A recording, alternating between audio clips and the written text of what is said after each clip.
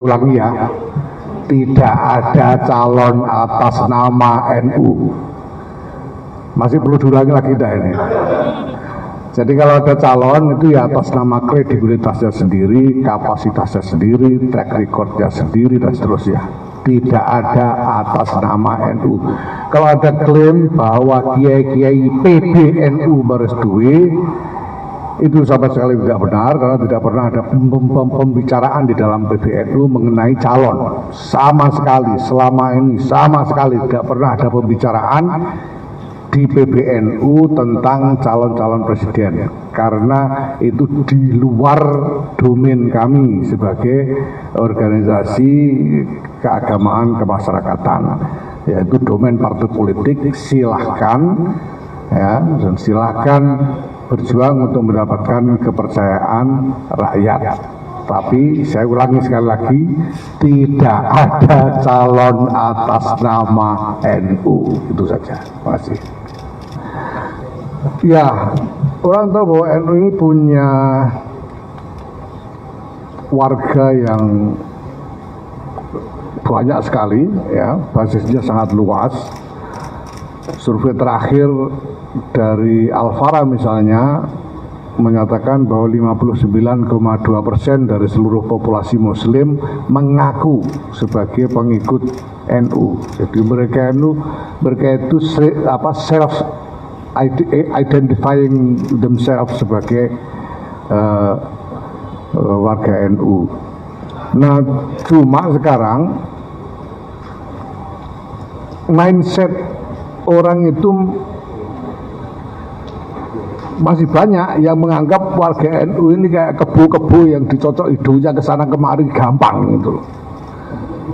Dan itu anggapan yang menghina sekali kepada warga NU. Warga NU ini warga yang sudah cerdas, sudah terdidik semua, rakyat yang cerdas. Mereka tahu apa yang mereka butuhkan, mereka tahu apa yang layak, apa yang tidak layak. Mereka bisa menilai orang.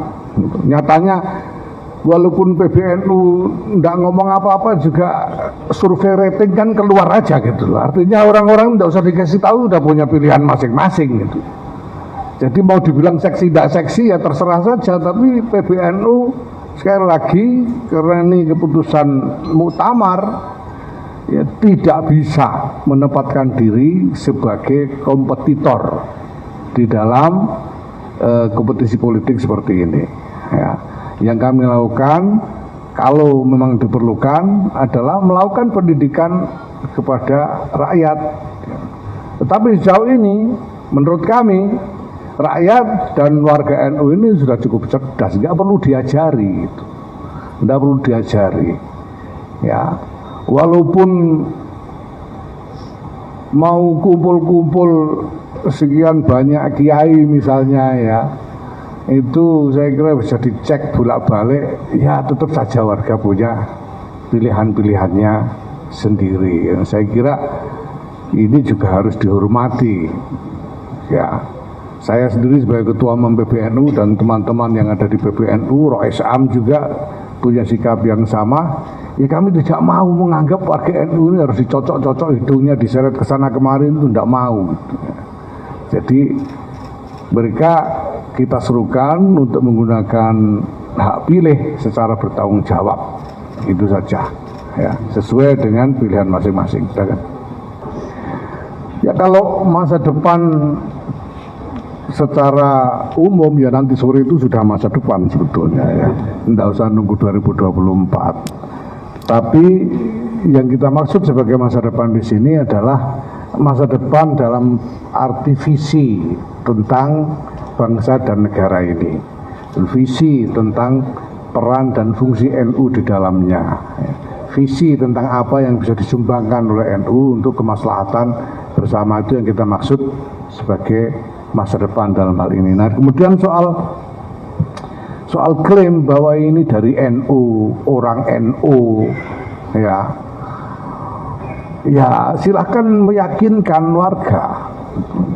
Kalau disebut orang NU, saya bilang karena 59,2% dari populasi muslim itu mengaku NU, ya kalau kita tangkap 10 orang di jalan itu 5 orang ngaku NU, kira-kira begitu. Sehingga ya sama saja ya.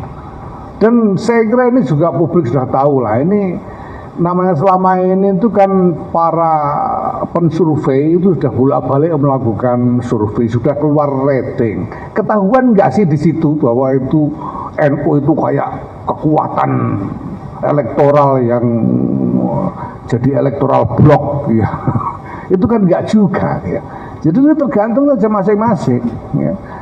Ya, masing-masing aktor politik yang berkepentingan untuk meyakinkan warga silakan ya.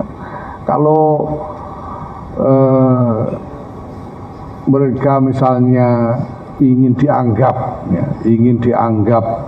peduli kepada NU, ya silakan.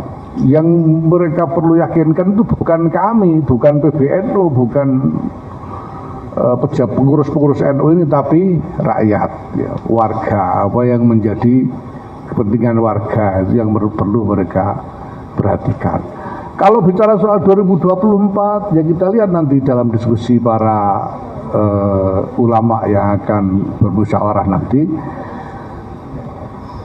Perlu saya sampaikan juga bahwa para ulama kita ini juga rata-rata pada umumnya juga sudah memahami bagaimana kedudukan mereka di tengah masyarakat saat ini. Ini yang pertama. Kemudian soal parpol dilahirkan NU ini ya, ini tadi betul Gus Sekjen tadi, ini yang bingung warga apa yang nanya gitu, atau pengurusnya. Sebetulnya ya, kalau kita ini mau baca saja keputusan-keputusan muktamar itu, ndak akan ada orang bingung. Jelas kok keputusan muktamarnya kok. Jangan baca itu rumusan tentang Khitoh Nahdiyah hasil muktamar ke 27 1984 di situ Pondok. Jangan baca itu keputusan 9 pokok pedoman berpolitik bagi warga Nahdlatul Ulama hasil muktamar ke 28 1989 di Krapyak, Yogyakarta. Ada semua. Tinggal baca dan jelas, tidak butuh syarah sudah. Sampai cari sampai baca gitu. Intinya itu sederhana juga, jangan gunakan NU sebagai lembaga untuk politik praktis. Itu tok. Sampeyan itu mau kampanye partai apapun namanya, asal tidak pakai lembaga, tidak masalah. Kemarin itu kita beberapa cabang kita tegur karena bikin kegiatan politik praktis di kantor PC.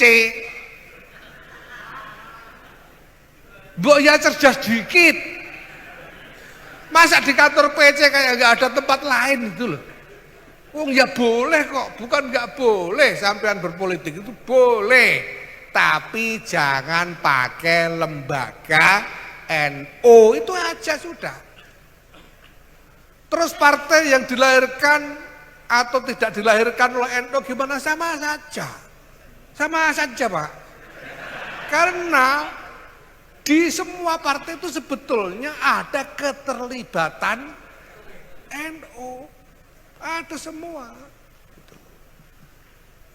Dan warga NU ini tersebar kurang lebih merata di semua partai yang ada.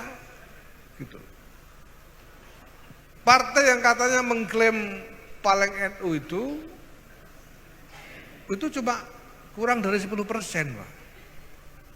Padahal NU itu lebih 50% dari warga Muslim Indonesia. Nah masa kita cuma ngurus 10%, yang 40% nggak kita urus gitu. Ya semuanya boleh gitu. Semuanya boleh, silahkan, enggak apa-apa. Nah yang paling penting lagi Pak, kita jangan pakai simbol identitas NU untuk politik. Ini penting sekali, sangat penting. Supaya apa? Jangan sampai warga NU ini merasa yang bukan NU di Indonesia ini sebagai lawan. Tidak ada lawan bagi NU ini, yang ada adalah saudara. Karena kalau ini kita turuti, kita biarkan Pak, itu sudah ada contoh-contohnya. India itu ada organisasi namanya RSS. Kepanjangannya susah banget itu, bahasa India, susah dihafalkan. Ini adalah organisasi Hindu. Organisasi Hindu. Dan kemudian dia membentuk partai politik namanya BJP. Singkatan dari Bharatiya Janata Party, kalau ini agak gampang. Di BJP ini partai Hindu yang didirikan oleh RSS. Kemudian BJP ini kampanye atas nama Hindu terus. Kampanye atas nama Hindu karena India memang mayoritas Hindu. Apa akibatnya? Ya menang terus sekarang BJP itu.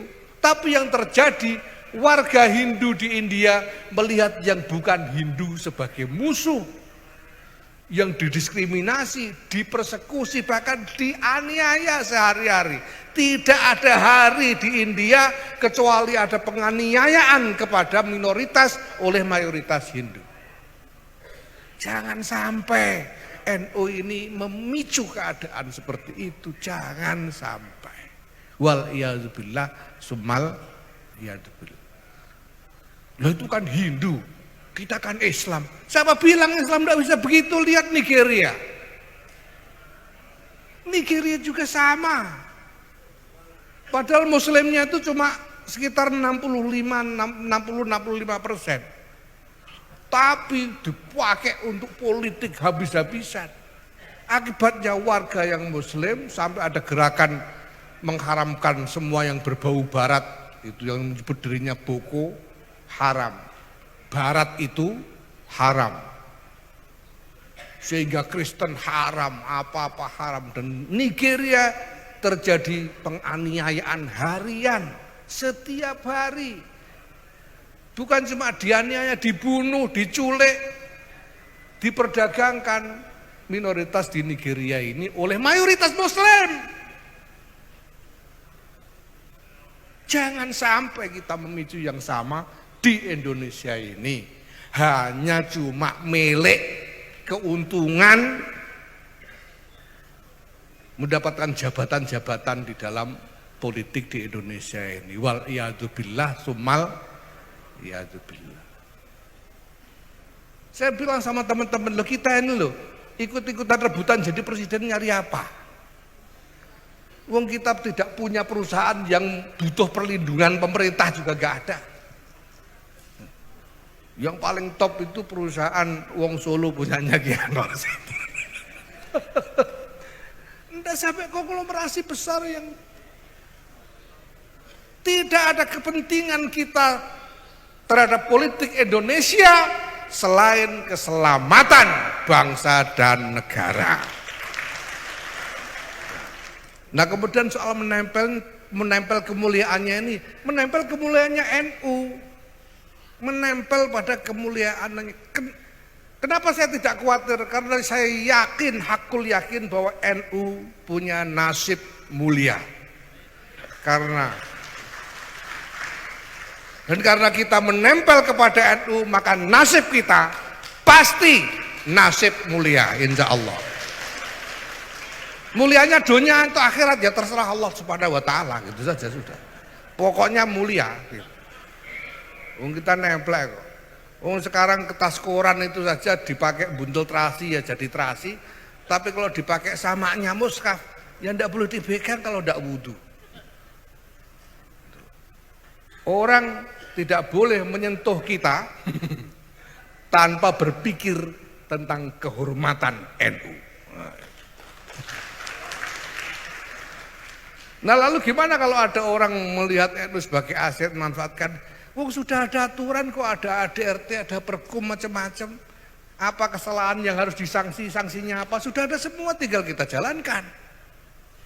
Yang kita butuhkan adalah disiplin mengikuti apa yang ada dalam aturan itu. Lepas dari perasaan kita. Kadang-kadang kita merasa kok cuma begitu, kok kurang serem misalnya begitu ya. Ya tapi kalau peraturannya begitu mari kita ikuti saja. Gitu. Makanya saya selalu bilang ini harus ada konsolidasi nasional, semuanya harus disiplin mengikuti aturan secara nasional. Mekanisme-mekanisme, tata cara dan sebagainya, termasuk agenda-agenda dan program-program. Gitu. Nah kalau ada yang merasa punya gagasan lebih baik dari apa yang tertuang di dalam aturan-aturan itu, ya tunggu ada perubahan aturannya. Perjuangkan di muktamar nanti, tunggu 5 tahun lagi gitu loh. Kalau ada yang tidak sudi punya ketua umum saya, tunggu 2027 gitu loh. Kan enak kita ini. Sama dengan aturan-aturan organisasi ini. Kalau sudah jadi aturan, mari kita jalankan secara nasional tanpa kecuali. Nah, di situ kita enak, semua tahu, makanya dibaca. ADRT dibaca, Pergub dibaca. Supaya tahu aturannya apa. Karena ini adalah sanksi-sanksi dunia. Lah kalau urusan hisab di yaumil hisab nanti kan urusan sampean masing-masing gitu. Urusannya sama Allah. Kalau ini organisasi, ya urusannya adalah aturan. Itu saja. Terima kasih.